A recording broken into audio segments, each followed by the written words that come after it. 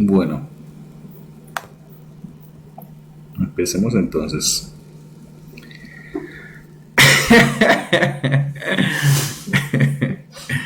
Dios de la pero yo creo que ya. Ay, amorcito, te amo mucho. ¿Sí sabes? Dice, introducción a mi historia.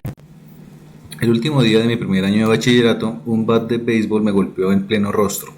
Uno de mis compañeros intentó hacer un movimiento largo para pegarle a la pelota, pero el bat se le resbaló y volvió hacia mí antes de golpearme directamente entre los ojos. No conservo el recuerdo del momento justo del impacto. El bat me aplastó la cara de tal manera que la nariz se me convirtió en una especie de letra U distorsionada. El golpe literalmente provocó que el tejido blando de mi cerebro se incrustara en la pared posterior del cráneo. De inmediato mi cerebro comenzó a inflamarse como una ola expansiva que recorrió el interior de mi cabeza. Una fracción de segundo bastó para que yo terminara con la nariz rota, con fracturas múltiples en el cráneo y con las cuencas de los ojos hechas añicos. Cuando abrí los ojos, pude ver a la gente a mi alrededor mirándome fijamente y corriendo a ayudarme. Dirigí la mirada hacia abajo y me di cuenta que las manchas rojas en mi ropa. Uno de mis compañeros se quitó la playera y me la pasó. La usé para bloquear el chorro de sangre que me escurría de la nariz fracturada. Conmocionado y confuso, no era capaz de darme cuenta de la seriedad de mi accidente. El maestro me rodeó los hombros con el brazo y comenzamos a caminar lentamente por el largo camino que conducía a la enfermería escolar. Cruzamos el campo de béisbol, bajamos la colina y volvimos a entrar a la escuela. Había varias manos tocando mis costados y sosteniéndome. Nadie parecía darse cuenta de que cada minuto era importante. Cuando llegamos a la enfermería, la enfermera me hizo una serie de preguntas. ¿En qué año estamos? En 1998, respondí. En realidad, se trataba del año 2002. ¿Quién es el presidente de los Estados Unidos? Bill Clinton, dije.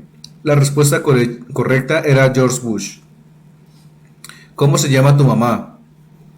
Eh... Dudé. Pasaron 10 segundos. Patty, dije tranquilamente sin darme cuenta de que me había tomado 10 segundos recordar el nombre de mi madre. Esa es la última pregunta que recuerdo. Mi cuerpo era incapaz de soportar la rápida inflamación de mi cerebro y perdí la conciencia antes de que la ambulancia llegara. Minutos después, la ambulancia me sacaba de la escuela en dirección al hospital local. Poco después de llegar al hospital, mi cuerpo comenzó a colapsar. Estaba luchando por realizar las funciones más básicas como tragar y respirar. Sufrí la primera convulsión de ese día. Después dejé de respirar por completo.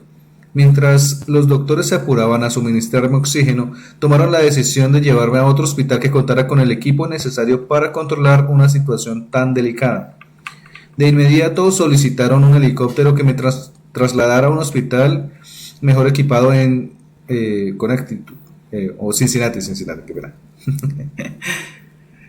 No se leer el nombre de un país, de un estado. Una camilla me llevó rodando desde la sala de emergencias hasta el helipuerto que estaba cruzando la calle. La camilla se sacudía conforme avanzaba en el accidentado pavimento de la calle mientras una enfermera bombeaba oxígeno de forma manual hasta mis pulmones. Mi madre, que había llegado al hospital un poco antes, se subió al helicóptero conmigo y durante todo el trayecto me sostuvo la mano, aunque yo seguía inconsciente y era incapaz de respirar por mí mismo. Mientras mi madre viajaba conmigo en el helicóptero, mi padre fue a casa a ver cómo estaban mi hermana y mi hermano y a comunicarles las malas noticias. Tuvo que esforzarse para contener las lágrimas cuando le explicó a mi hermana que no podía asistir a su graduación de bachillerato, que sería esa misma noche. Después de encargar a mis hermanos con amigos y familiares, manejó hasta Cincinnati para encontrarse con mi madre en el hospital. Cuando mi mamá y yo aterrizamos en el techo del hospital, un equipo de casi 20 doctores y enfermeros ya nos esperaban en el helipuerto para llevarme a la unidad de traumatología. Para entonces, la inflamación de mi cerebro era tan severa que estaba sufriendo repetidas convulsiones postraumáticas. Cuanto antes debían operarme los huesos rotos de la cabeza, pero no estaba en condiciones de soportar una cirugía. Después de otra convulsión más, la tercera del día,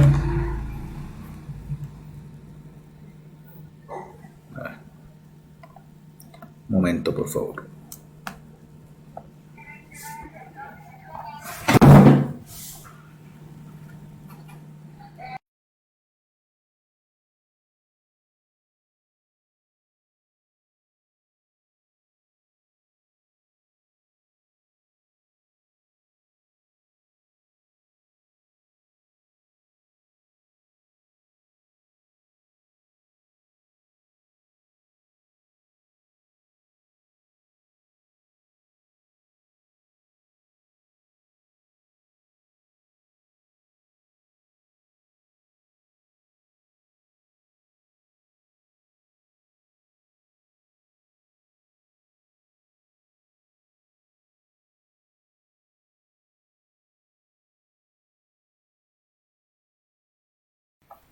7:58.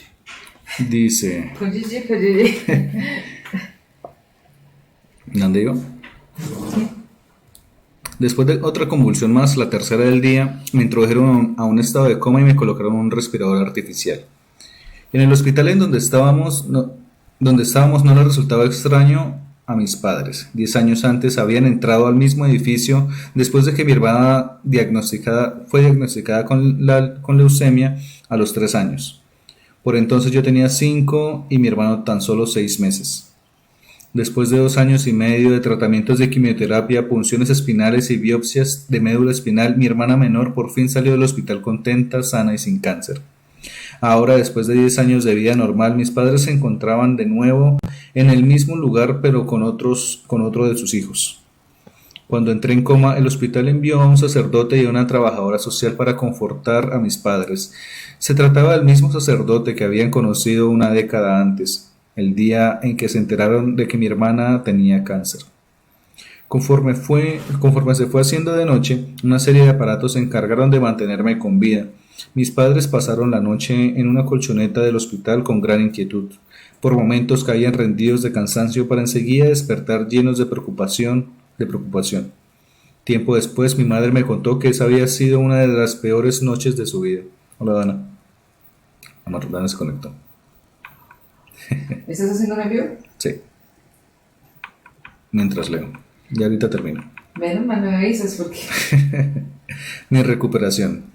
Afortunadamente, a la mañana siguiente mi respiración se había normalizado a tal punto que los doctores se sintieron confiados de sacarme del coma inducido. Cuando por fin recuperé la conciencia, descubrí que había perdido el sentido del olfato. Para hacer una prueba, una enfermera me pidió que me sonara la nariz y que a continuación olfateara un jugo de manzana. Mi sentido del olfato regresó, pero el hecho de sonar me provocó que el aire pasara a través de las fracturas que tenía en la cuenca del ojo, lo cual empujó el globo ocular izquierdo hacia afuera. El globo quedó salido de la cuenca, sostenido apenas por el párpado y el nervio óptico que lo unía a mi cerebro. El oftalmólogo afirmó que mi ojo gradualmente volvería a su sitio conforme el aire saliera de la cuenca, pero le era imposible determinar cuánto tiempo le tomaría recuperar su posición normal. Me habían programado para una cirugía una semana después para darme un poco más de tiempo para recuperarme. Todavía tenía el aspecto de alguien que hubiera estado en el lado equivocado de un cuadrilátero de boxeo, pero de cualquier manera me dieron autorización para salir del hospital. Regresé a casa con la nariz rota, media docena de fracturas faciales y el ojo izquierdo desprendido de su órbita. Los meses siguientes fueron muy duros. Tenía la impresión de que todo en mi vida había sido puesto en pausa. Tuve visión doble por semanas y literalmente no podía ver en una sola dirección.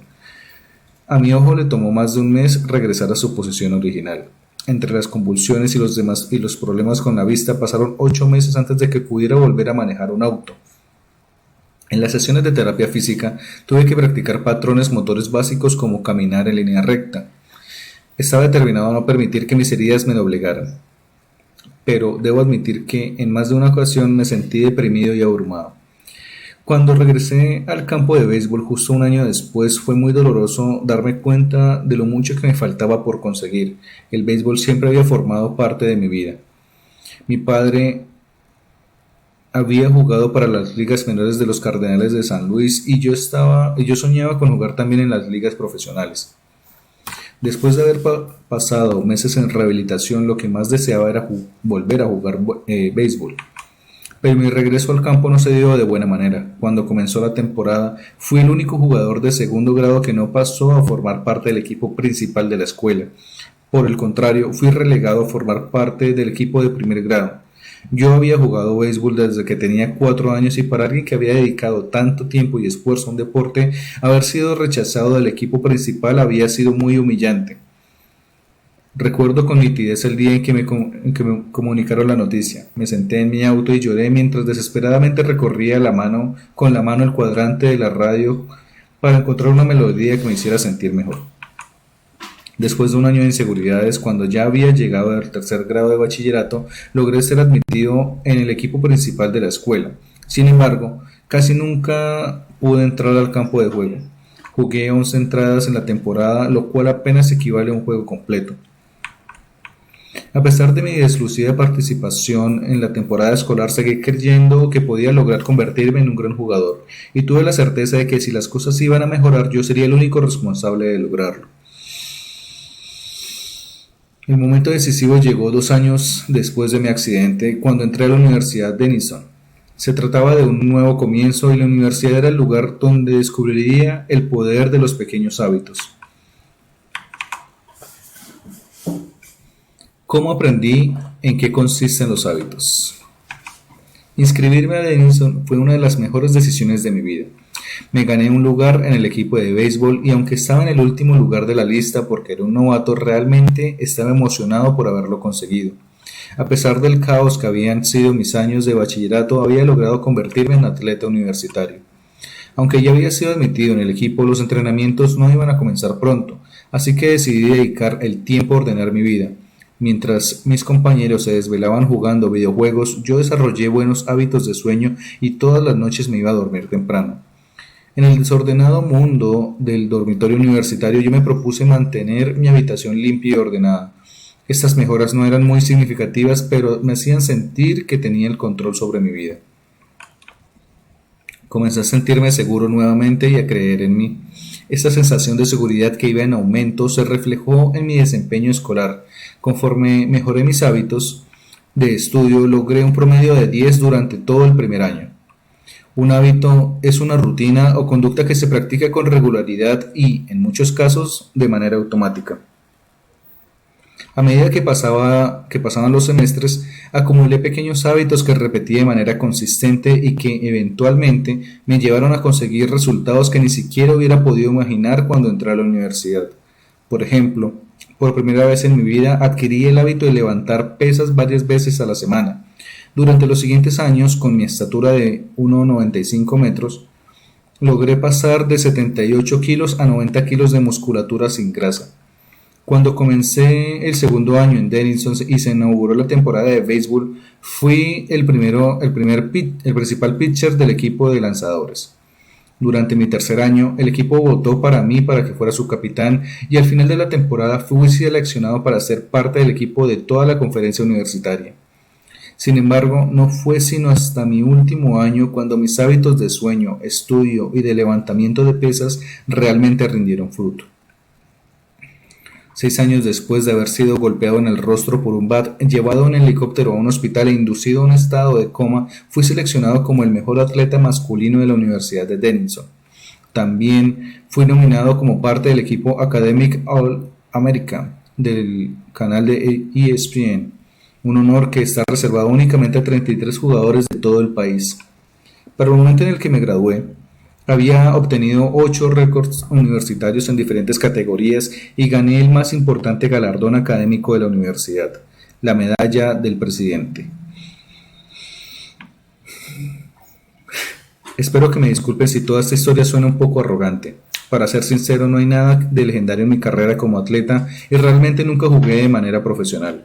Sin embargo, si vuelvo la mirada hacia aquellos años, me doy cuenta de que logré algo que raramente se consigue: desarrollé mi potencial. Y estoy convencido de que los conceptos que conforman este libro también pueden ayudarte a desarrollar tu propio potencial. Todos enfrentamos retos a lo largo de nuestra vida. Este accidente fue uno de mis retos y la experiencia me enseñó una lección fundamental. Los hábitos que en un principio pueden parecer pequeños y poco significativos se transformarán en resultados extraordinarios si tienes la voluntad de mantenerlos durante varios años. Todos tenemos que lidiar con contratiempos y retrocesos, pero a la larga, la calidad de nuestra vida depende de la calidad de nuestros hábitos. Si mantienes los mismos hábitos que tienes ahora, tendrás resultados equivalentes. Si mejoras tus hábitos, cualquier cosa es posible. Probablemente existan personas capaces de alcanzar grandes logros de la noche a la mañana. Yo no conozco ninguna y yo ciertamente no soy una de ellas. No existió un único momento clave en mi camino desde el coma inducido hasta el equipo del canal de ESPN. Hubo muchos momentos claves, una suma de ellos. Se trató de una evolución gradual, una larga serie de pequeños triunfos y modestos avances. La única manera de progresar, la única opción que tuve, consistió en comenzar por dar pasos pequeños. Esta es la misma estrategia que utilicé cuando comencé mi propio negocio y cuando inicié la escritura de este libro. ¿Cómo y por qué escribí este libro? En noviembre del 2012 comencé a publicar artículos en jamesclear.com. Por años había conservado mis notas acerca de mis experimentos personales con los hábitos y sentía que estaba listo para compartir algunos en público. Empecé por publicar un artículo nuevo cada lunes y jueves. En pocos meses de este simple hábito de escritura me llevó a reunir mi primer millar de suscriptores por correo electrónico. Para 2013, ese número había crecido a 30.000 personas. En 2014, mi lista de correo electrónico creció exponencialmente hasta llegar a los 100.000 suscriptores, lo cual hizo que mi sitio web se volviera uno de los boletines informativos de más rápido crecimiento en Internet. Me sentí como un impostor cuando comencé a escribir 2 años antes, pero al parecer ahora me había convertido en un especialista en hábitos, una etiqueta que me emocionaba y al mismo tiempo me hacía sentir incómodo. Nunca me consideré un especialista en el tema. Por el contrario, me parecía que era alguien que estaba apenas experimentando y aprendiendo junto con mis lectores. En 2015 alcancé los 200.000 suscriptores y firmé un contrato con Penguin Random House para empezar a escribir la versión en inglés del libro que estás leyendo ahora. Conforme el número de mis lectores creció, también lo hicieron mis oportunidades de negocios. Cada vez recibía más invitaciones a dar conferencias en importantes compañías acerca de la ciencia para desarrollar buenos hábitos, cambiar conductas y mantener una mejora continua. De pronto me encontré dando discursos de apertura en importantes conferencias tanto en los Estados Unidos de América como en Europa. En 2016, mis artículos comenzaron a aparecer regularmente en publicaciones de gran prestigio como Time, Entrepreneur y Forbes. Increíblemente, mis textos fueron leídos por más de 8 millones de personas durante ese año. Entrenadores de equipos pertenecientes a la NFL, a la NBA y al MLB empezaron a leer mi trabajo y compartirlo con sus jugadores. A principios de 2017, lancé la Habits Academy, no sé cómo se diga en inglés, la principal plataforma de entrenamiento para organizaciones e individuos interesados en desarrollar mejores hábitos para su vida y trabajo. Compañías pertenecientes al grupo Fortune 500, ¿cómo se dice 500 en inglés? 500. Bueno. Y otras empresas emergentes empezaron a inscribir a sus ejecutivos y a sus equipos de capacitación. En total, más de 10.000 líderes, gerentes, entrenadores y maestros se han graduado en la Habits Academy. En las Habits Academy. Trabajar con todas esas personas me ha enseñado mucho acerca de lo que hace que los hábitos se puedan aplicar en el mundo real. Mientras daba los últimos toques a este libro durante 2018, James Clear estaba recibiendo millones de visitantes al mes y casi 500.000 personas se estaban suscribiendo al correo electrónico de mi boletín informativo cada semana. Tal cantidad de suscriptores está tan lejos de las expectativas que tenía cuando inicié el sitio que ni siquiera estoy seguro de lo que debo pensar acerca de él.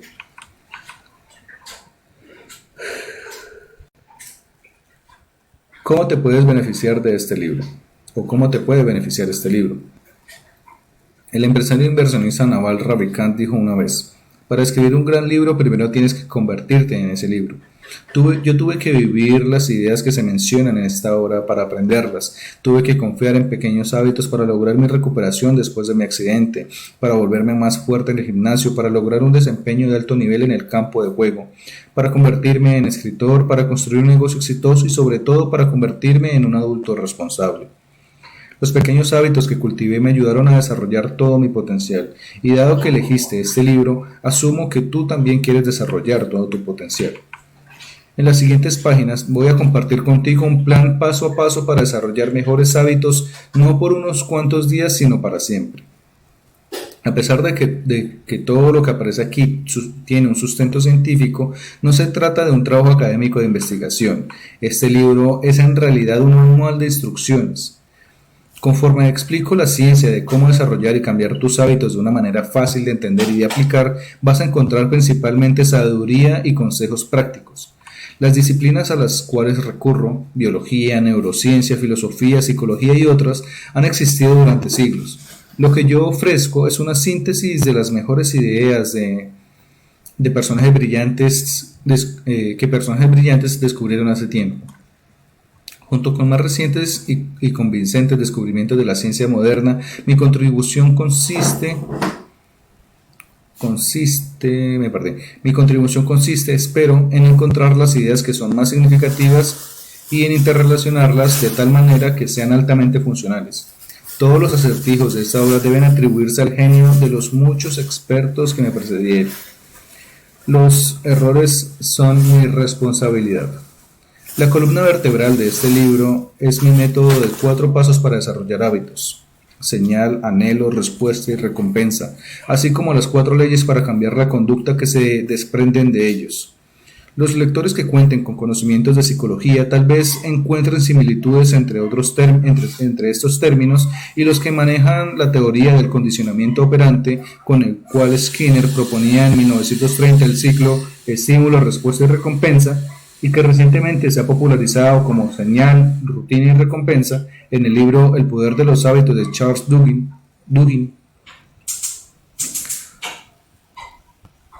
Los científicos conductistas como Skinner se dieron cuenta de que si ofrecen la recompensa o el castigo adecuado a una persona, se puede lograr de que dicha persona actúe de una manera determinada. El modelo de Skinner hizo una excelente labor explicando cómo los estímulos externos influyen en nuestros hábitos. Sin embargo, no ofrece ninguna explicación respecto a la manera en que nuestros pensamientos, sentimientos y creencias influyen en nuestro comportamiento. Nuestros estados internos, al igual que nuestras emociones y nuestro humor, son también muy importantes.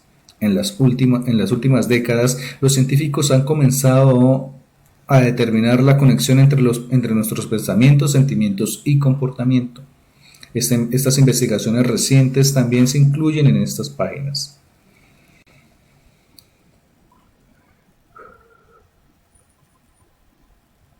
Los científicos conductistas en estas páginas. En suma, el marco de referencia que ofrezco es un modelo integrado por las teorías cognitiva y conductista. Me parece que el mío es uno de los primeros modelos de conducta humana que, de manera acuciosa, da cuenta de la influencia tanto de los estímulos externos como de las emociones internas en nuestros hábitos. Quizás algunos de los términos que utilizo te resulten familiares, pero confío en que los detalles y las aplicaciones prácticas de mis 4 leyes del cambio de conducta te ofrecerán una nueva manera de conseguir tus hábitos. La conducta humana siempre está modificándose, de una situación a otra, de un momento a otro y de un segundo a otro. Pero este libro se trata justamente de aquello que no cambia, es acerca de los fundamentos de la conducta humana. Los principales perdurables de los que dependemos año tras año, las ideas fundamentales sobre las que cimentamos nuestros negocios, nuestra familia y nuestra vida. No existe una manera correcta de crear mejores hábitos, pero este libro describe la mejor manera que yo conozco. Se trata de un enfoque que resultará efectivo sin importar por dónde te decidas empezar o qué es lo que pretendas cambiar. La estrategia que incluí en este libro serán relevantes para cualquiera que esté buscando un sistema por pasos para mejorar sus metas relacionadas con la salud, el dinero, la productividad, las relaciones sociales o todas a la vez. Mientras el comportamiento humano esté involucrado, este libro puede servirte de guía.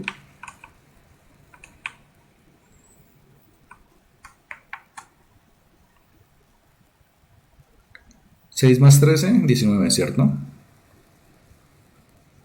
Principios fundamentales. ¿Por qué los pequeños cambios generan una gran diferencia? El sorprendente poder de los hábitos atómicos. El destino de la organización British Cycling cambió un día del año 2003.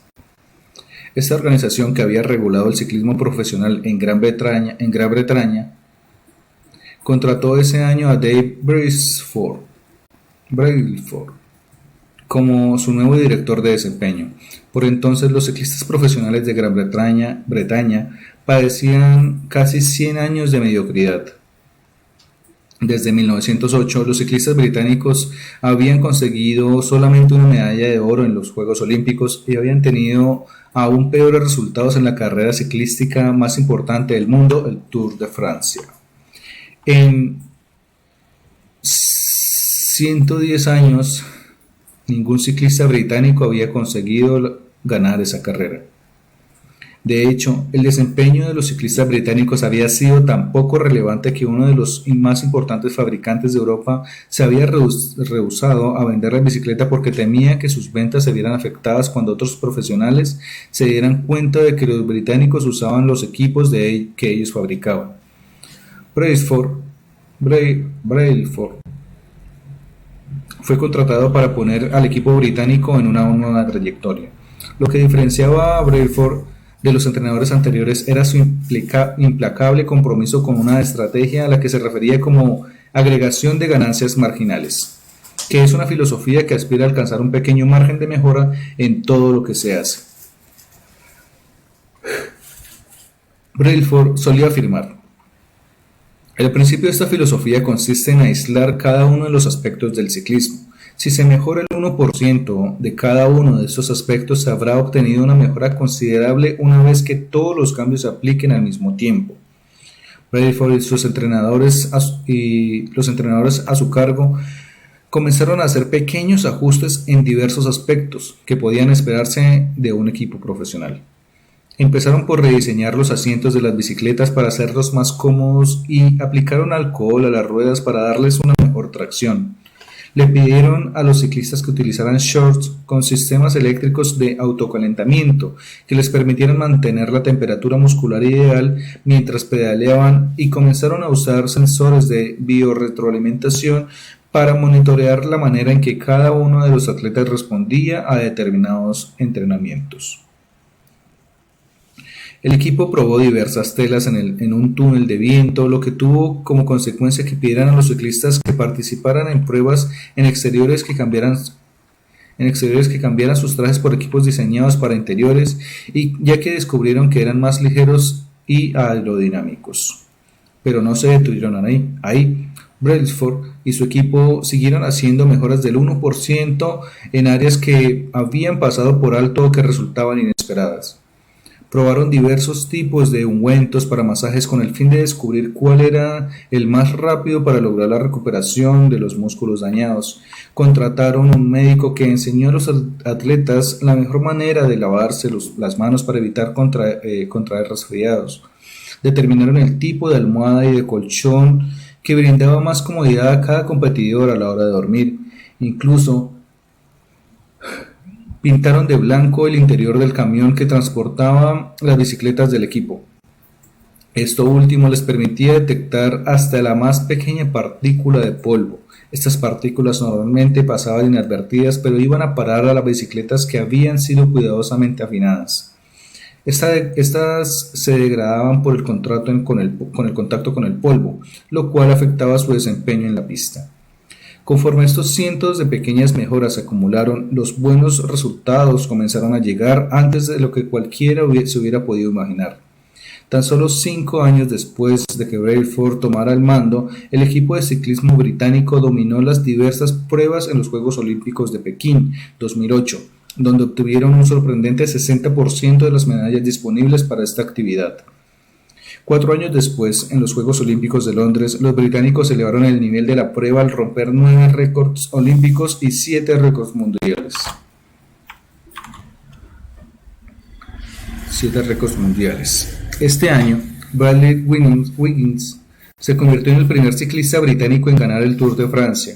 En 2013, su compañero de equipo Chris Froome ganó la carrera y repitió la hazaña en 2015, 2016 y 2017, lo cual dio al equipo británico 5 victorias en el Tour de Francia en 6 años.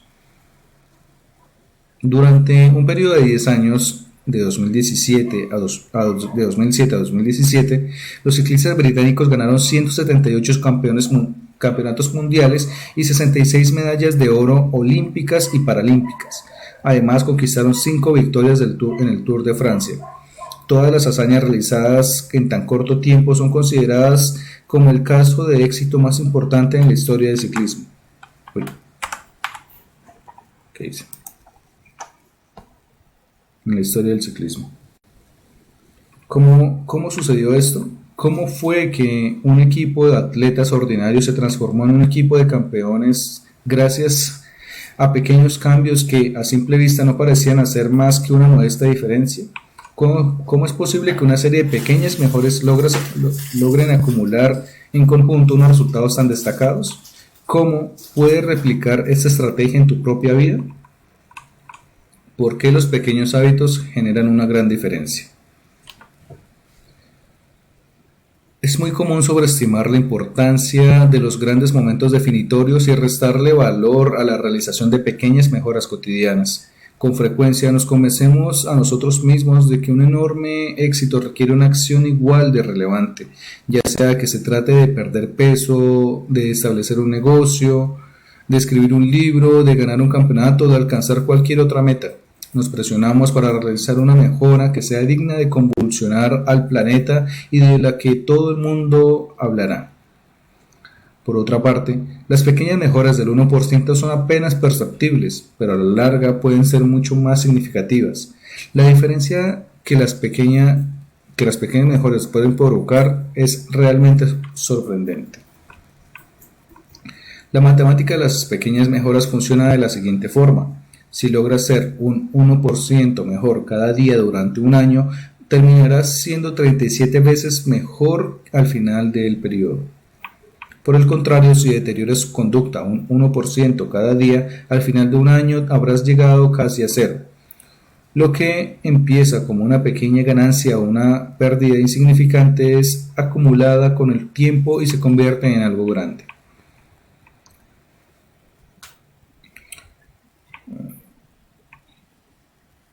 Los hábitos son el interés compuesto de la superación personal. De la misma manera en que el dinero se multiplica mediante el interés compuesto, los efectos de tus hábitos se multiplican en la medida en que los repites cada día. No parecen hacer mucha diferencia en un día determinado y sin embargo, el impacto que produce conforme pasan los meses y los años puede resultar enorme.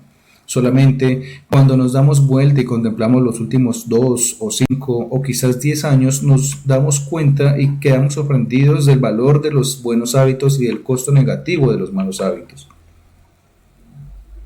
Esto puede ser un concepto difícil de apreciar en la vida cotidiana. Frecuentemente descartamos los pequeños cambios porque no parecen importar mucho en un momento dado. Pero si ahorras un poco de dinero ahora, porque si ahorras un poco de dinero ahora, no te conviertes en millonario. Si vas al gimnasio 3 días consecutivos, no te vas a poner en forma. Si estudias chino o mandarín 1 hora por la noche, no habrás aprendido un nuevo idioma. Hacemos pequeños cambios, pero los resultados nunca se dan de manera inmediata. Eso nos descorazona y nos lleva de vuelta a nuestras viejas rutinas. Desafortunadamente, el lento ritmo de la transformación también hace que sea muy fácil permitir el retorno de los malos hábitos. Si comes un alimento poco saludable hoy, la báscula no va a registrar un cambio muy drástico. Si el día de hoy trabajas hasta tarde e ignoras a tu familia, si ignoras a tu familia, esta te va a perdonar. Si aplazas el trabajo de un proyecto para el día siguiente, seguramente encontrarás el tiempo para terminarlo más adelante. Es fácil pasar por alto una pequeña mala decisión. Sin embargo, cuando repetimos día a día esos errores que representan apenas un 1%, cuando replicamos las malas decisiones y duplicamos los pequeños errores mediante excusas sin importancia, nuestras acciones acaban por producir resultados compuestos que son realmente tóxicos. La acumulación de muchos pasos en falso, un 1% de deterioro aquí y allá, finalmente se convierte en un grave problema. El impacto creado por un cambio en nuestros hábitos es similar al efecto que provoca alterar la ruta de un avión a apenas unos cuantos grados. Imagina que estás volando de Los Ángeles a la ciudad de Nueva York.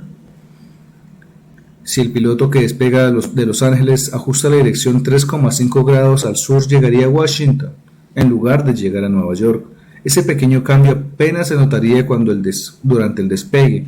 La punta del avión apenas si se movería un par de metros, pero si la distancia se magnifica durante el vuelo, el avión terminaría en un lugar que está a cientos de kilómetros del destino original. Del mismo modo, un pequeño cambio en tus hábitos cotidianos puede conducir tu vida a un destino completamente distinto. Tomar una decisión que es 1% mejor o 1% peor puede no parecer importante en un momento dado, pero en el transcurso de todos los momentos que conforman una vida, estas decisiones determinan la diferencia entre la persona que eres y la persona que podrías ser. El éxito es el producto de nuestros hábitos cotidianos, no de transformaciones drásticas que se realicen una sola vez en la vida. Dicho eso, no importa cuán exitoso seas en este preciso momento, lo que importa es determinar si tus hábitos te están conduciendo hacia el camino del éxito. Debes preocuparte más de la trayectoria que estás siguiendo en el presente que de los resultados que has alcanzado hasta ahora. Si eres millonario pero gastas más de lo que ganas cada mes, entonces estás siguiendo una mala trayectoria. Si tus hábitos de consumo no cambian, no vas a terminar bien. En cambio, si estás en quiebra pero consigues ahorrar un poco cada mes, entonces te encuentras en un camino que te conducirá a la libertad financiera, aun si lograrlo te toma más tiempo del que te gustaría. Tus resultados son los indicadores reactivos de tus hábitos. Repitamos. Tus resultados son los indicadores reactivos de tus hábitos. La cantidad de dinero que posees es un indicador reactivo de tus hábitos financieros. Tu peso actual es un indicador reactivo de tus hábitos alimenticios. Tu conocimiento es un indicador reactivo de tus hábitos de estudio. El aspecto de tu casa es un indicador reactivo de tus hábitos de orden y limpieza. Al final obtienes lo que repites. Si quieres predecir dónde terminarás tu vida, todo lo que tienes que hacer es seguir la curva de las pequeñas ganancias y pérdidas y proyectar cómo tus decisiones diarias se comportan a lo largo de 10 o 20 años. ¿Gastas menos de lo que ganas cada mes? ¿Vas al gimnasio varias veces a la semana? ¿Lees libros y aprendes algo nuevo cada día? Las pequeñas batallas que ganamos cada día son las que definen nuestro futuro. El tiempo magnifica el margen entre el éxito y el fracaso y va a manipular aquello que repites con frecuencia. Los hábitos terminan siendo tus aliados, los buenos hábitos terminan siendo tus aliados y los malos hábitos acaban por convertirse en enemigos.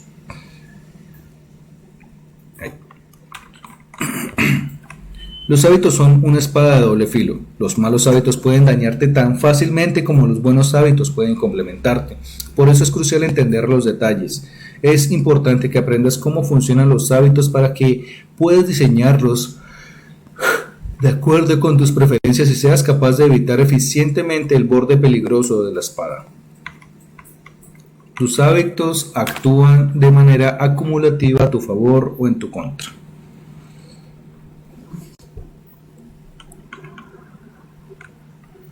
Hagamos un comparativo. Hábitos acumulativos favorables y hábitos acumulativos desfavorables. Analicemos la productividad. Lograr terminar una tarea adicional es un pequeño logro en un día determinado, pero cuenta mucho en el transcurso de toda una carrera. El efecto acumulativo de lograr automatizar una tarea antigua para poder dominar una nueva habilidad es aún mayor. Entre más tareas seas capaz de realizar de manera automática sin tener que pensar, más libertad tendrá tu cerebro de enfocarse en otras tareas.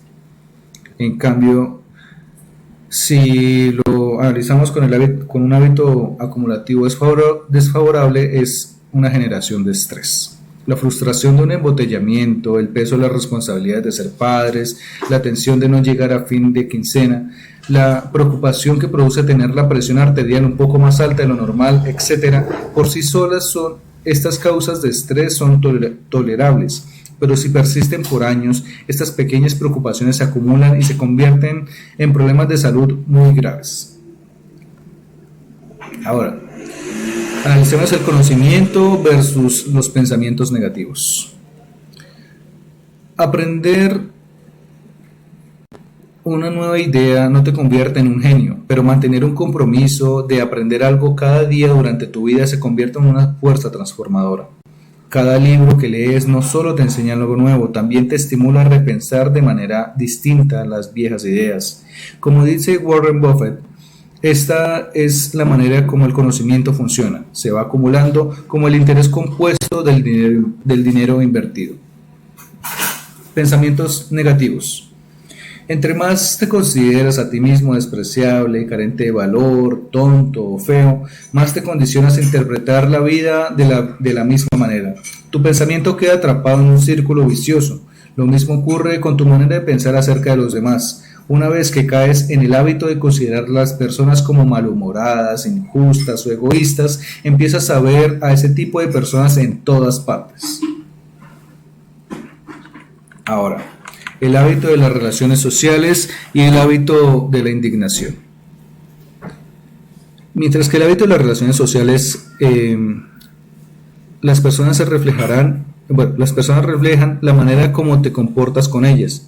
Entre más ayudas a los demás, más querrán ayudarte a ti. Ser un poco amable en cada interacción con las personas al paso del tiempo termina por convertirse en una amplia y duradera red de conexiones. Mientras tanto, el hábito de la indignación se explica de esta forma. Dice, los disturbios, protestas, movimientos de masas rara vez son producto de un acontecimiento aislado.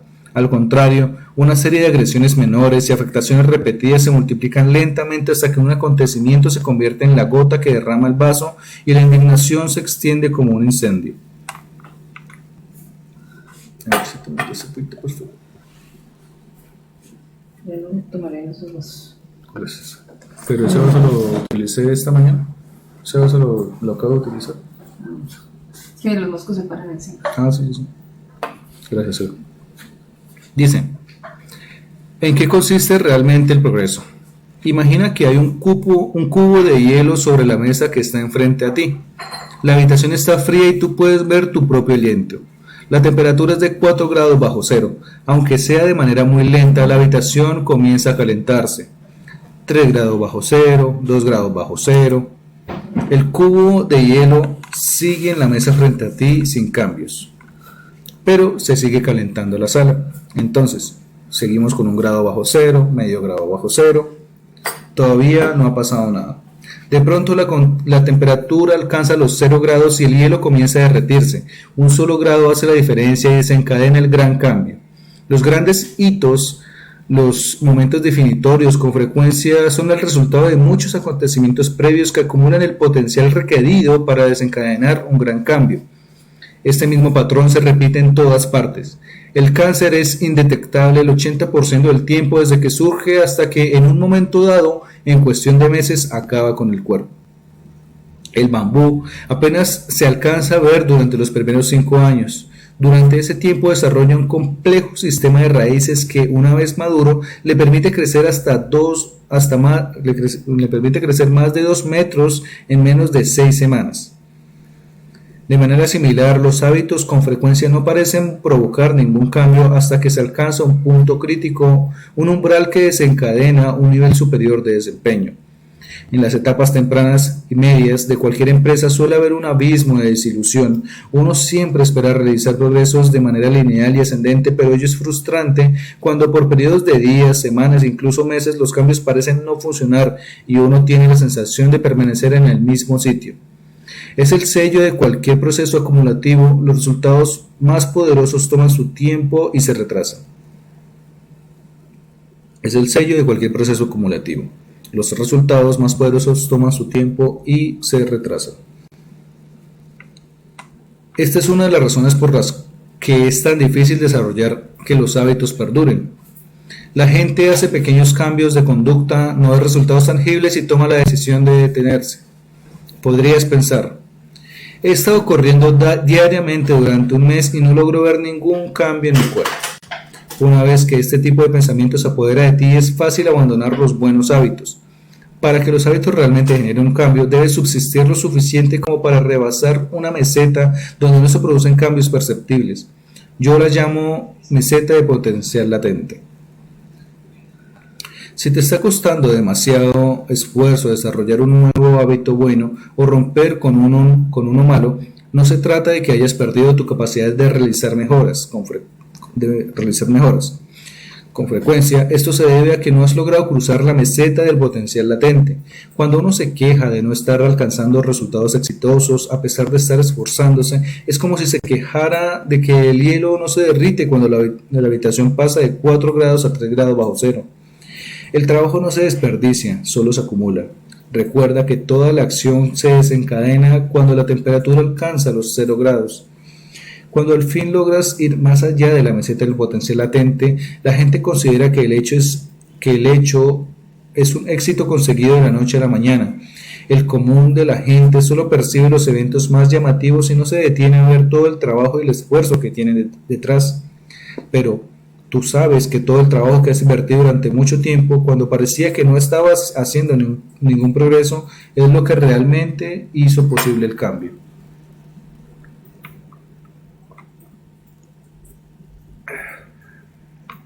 Es el equivalente humano de las fuerzas geológicas.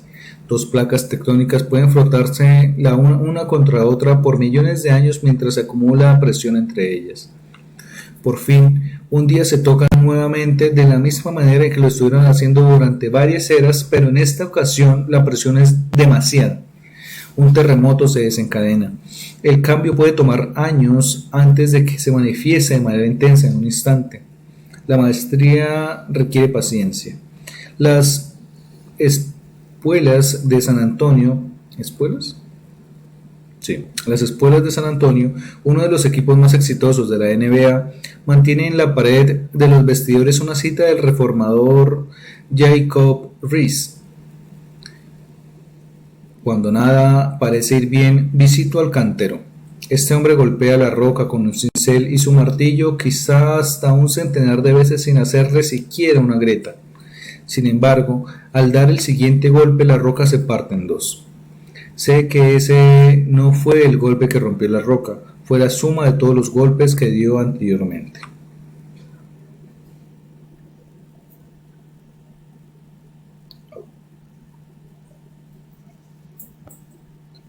Todas las cosas importantes provienen de comienzos modestos.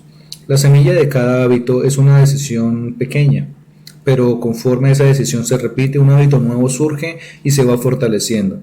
Las raíces se afirman y las ramas crecen.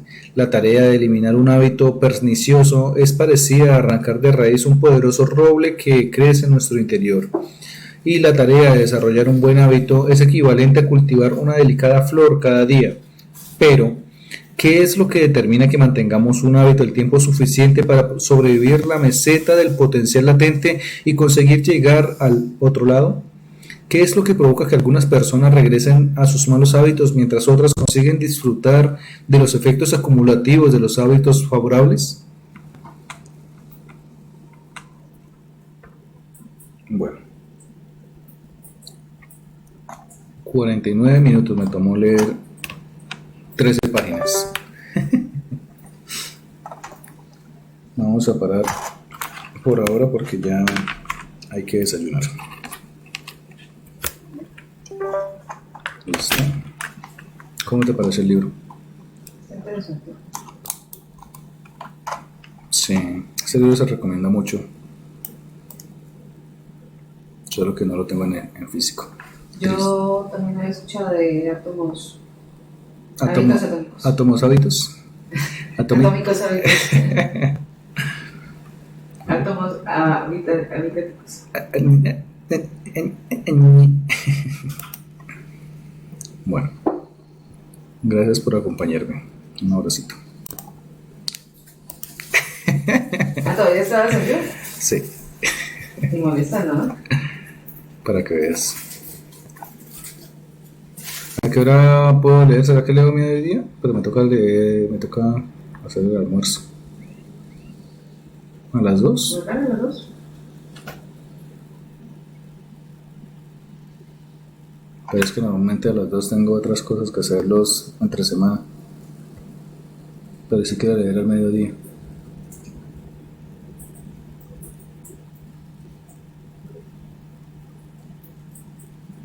Bueno, ahí voy viendo.